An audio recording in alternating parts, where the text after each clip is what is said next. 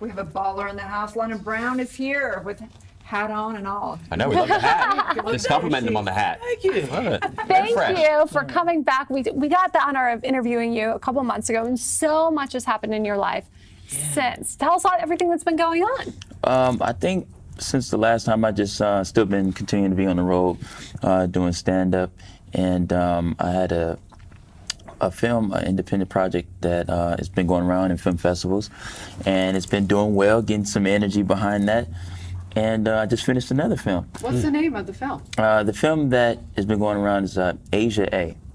Asia A, I play a paralyzed athlete who has to come to terms with the reality of this new idea, and it just shows his journey of psychologically having to battle this out and figure out if he's going to withstand this or if he's going to fold.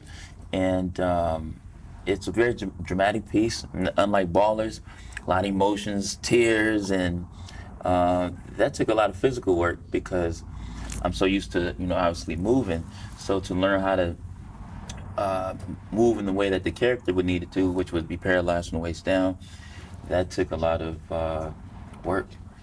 I got a question for you. I don't know if it's the Ballers and the sports reference or not, but do you have a so you're an actor and a stand-up comic, do you have a pre-performance routine that helps you get in state, or not really? You know what? Sometimes I know that a lot of comics before they go on stage, they like to get quiet. For me, I don't. I enjoy interacting and taking the fun energy on stage. As far as acting, before I'm on set, I do hit the gym just to create a focus, and probably I have to almost attribute that to Dwayne because just watching Dwayne do it, I said, well, if he, as busy as he is, if he can get up and get to the gym, then I got work to do. Yeah. It's just a mental thing. I always try to be very focused. Dwayne Johnson, by the way. Right. No, I'm sorry. Just in case anybody doesn't know. Yeah, that's DJ, my pal DJ. No, but Dwayne Johnson, yeah, so I just try to approach things very focused. Yeah. Isn't that interesting? We talked a lot at the top of the show about community and the people that come into our lives and what we learn from them. So clearly there's a reason why you are on HBO Ballers, why these incredible men have come into your life, including Dwayne Johnson in The Rock. Has there been a lesson that you've learned from your experience on the show, or a way that your life has transformed because of it? I think one of the lessons I got from being on the show is that I know that for a lot of actors who are trying to just book work, and for me to be fortunately enough to be on a show like this as a great launch pad, it just almost makes me want to become even more humble because I just see it as such a great opportunity, and so too much is given, much is required. So I try to give more. That's the thing that I get from this. So take us back, though, to the person or the place that got you this opportunity. Did your paths cross with somebody? You met the agent who submitted you to this? I mean, what was the journey?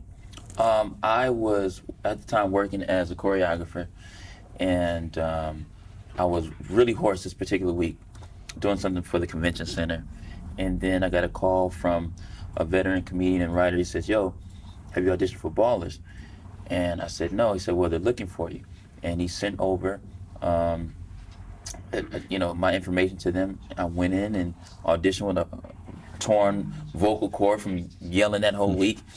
And that was in August, and then 2 months later, they called, and it started to happen like that. I just got chills. That feeling like there's like a landmark point in your life where everything changes. Right. And you're going, it was like a new chapter. And did you know, was it an intuitive thing, like, I'm going to this and I know something's here, or was it like you had no idea? Well, for me, this is all, sometimes people ask, you say, well, is any of this a surprise? And it's not really a surprise, and that's not to be, beyond myself, but what it is I've planned for this. So I've been very methodical in my approach because I've always wanted this. And so between that call, it was great, but honestly, that's what we do during the audition process is we go in, we want to be very prepared, not in the gambles of if we get it, we're planning to get it. And like that one, or with Asia A, that was different because they called me because they saw my work on Ballers. So even though these projects were separate. That's why each step on Ballers, each scene, I have to make it count because I don't know which episode or what people are going to see when they tune in to watch, and they may say, yo, we like what you did there. In fact, Asia A was because of the work they see me do on Ballers, and this latest project I just finished filming was also because they were able to appreciate my work on Ballers. And that's why, even though Ballers is, people look at that as like, yo, you're there, even on the show, I'm still showcasing and auditioning for people, you know. It's so interesting to me. I'm always inspired by people who have a very clear plan and strategy that they apply and execute against, while still allowing room for like flexibility and serendipity. You know, we had Annalyn McCord on the show, and I've known her since she was 16. Wow. And when she was 16, she told me, I'm doing A, B, C. I'm moving from here to here to here, and I'm going to be that. Right. At 16. Right. And it happened. It was mind blowing. Like, so I wonder though, for you, you know, what has that methodical approach been? Has it mostly been training? What has that approach been for you that set you up for this success? I think it's moving in anticipation. Like, for me, I've already seen the success. I've seen, you know, 10 movies in, the sold out arenas. I've already seen it. So now it's just like this.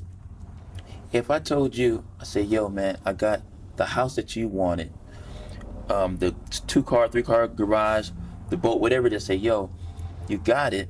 It'll be ready for you in a month. You wouldn't wait the Monday before that month to start preparing. You would start packing and buying boxes now. I'm moving today. Yeah, today. It's paid for, right? And that's how I feel. I think a lot of people don't see past their nose, so they have these ideas, but they're so esoteric and so far. They're like, well, you know. But for me, I've already seen it, so I'm preparing, I'm packing stuff up now.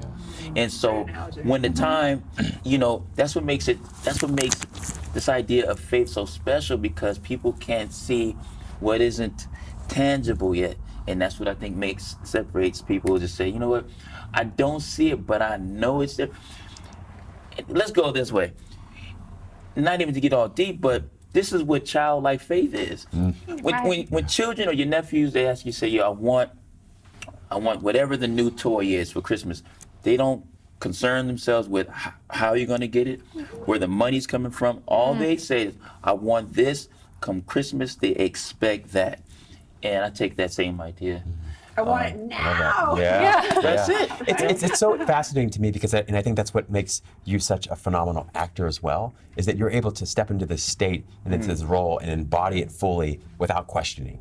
Dude, and that's where the training comes from, is where we learn to embody as actors and not just, you know, say dialogue, because people think the hardest part is memorizing the lines. You're not even acting. That's not even touching the surface. But because acting is almost where I think people think that acting is a thing where you learn to become somebody else.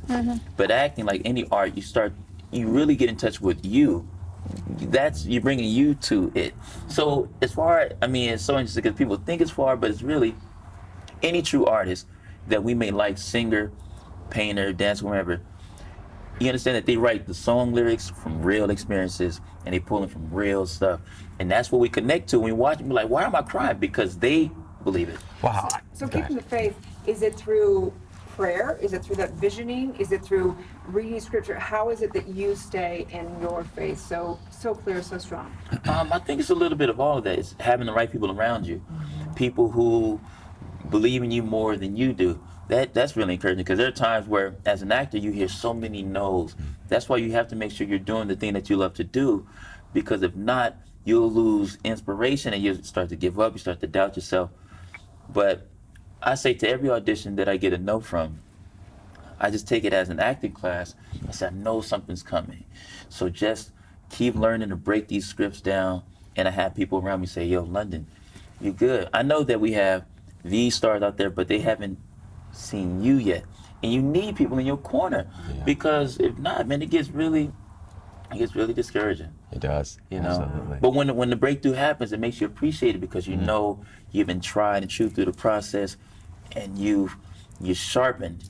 So when the ballers comes, you're ready. Bam. Or, when AJ comes, you're ready. What does that breakthrough feel like? Like if I'm going to ask for this breakthrough and I want to manifest it and I want to see it, what does it feel like? I think it depends. I think for me, what it feels like, when I got the call for Ballers, it wasn't like where you would think like confetti comes out of the Yeah, the chains are broken. I was Harps and angels. Right. Yeah.